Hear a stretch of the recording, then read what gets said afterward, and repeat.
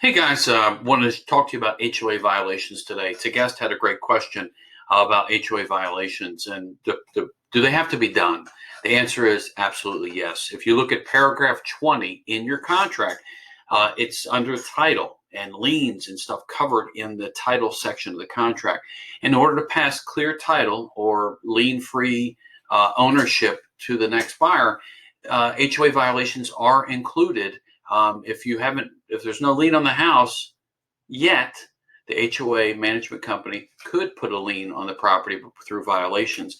If you look at this paragraph, it just says, unless otherwise agreed to in writing, seller will pay any special assessments and will comply with all orders and notice of violation of any county, local authority, condo association, homeowner association. So what could you do if the buyer and seller put it in writing that they're fine? Then you're fine. It doesn't have to be done. I'm going to give you two quick examples. I had a house in Bristow. I was a listing agent, and we're selling the house in December. It's brutally cold. The HOA company, management company, comes out and says, "Hey, you need to power wash the fence. It has green moss on it." Well, you can't power wash when it's 15 degrees out. So in that manner, we put it in writing, a credit. The seller gave the buyer $150 credit to be used when the weather broke so that the power washing could be taken care of. And that's one way to get around it if you don't have enough time to do it. But it was in writing. Just because the weather was bad, the seller couldn't say, "I'm not doing it," and sneak and go to closing. If the buyer raised an issue about it, they couldn't close. There was another case in Montclair. A lady had green edge dressing along her mulch bed. This is a few years ago. HOA came out, did the inspection, said you can't have green edging in your mulch bed. We're going to hold you accountable. The buyer delayed.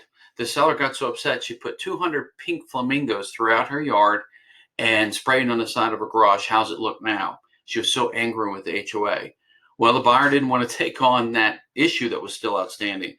After a month or so, and a lot of media, television cameras, newspapers there, the lady picked up her 200 flamingos, cleaned off the spray paint off her garage, and that green mulch bed stuff was changed to brown, and she could go ahead and she could sign it. I had another house in Montclair where the buyer did a home inspection and had a list of all the things that they wanted fixed, including fixing cracks in the driveway. We negotiated that we weren't going to do those home inspection. We're going to do a couple of the home inspection items, but we weren't going to mess with the driveway. I said to the seller, there's a chance that the HOA may have a problem with the cracks in the driveway. He said, no, the HOA will not have a problem. They were just here last month. They approved my mailbox that I painted.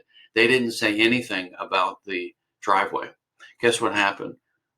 2 weeks later, the HOA did send the resale package, did note a problem with the cracks in the driveway. So what do?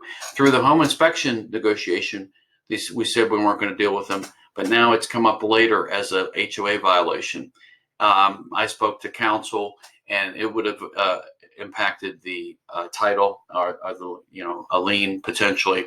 So the seller had to fix the driveway. He was not happy, particularly since the HOA was just there for his mailbox.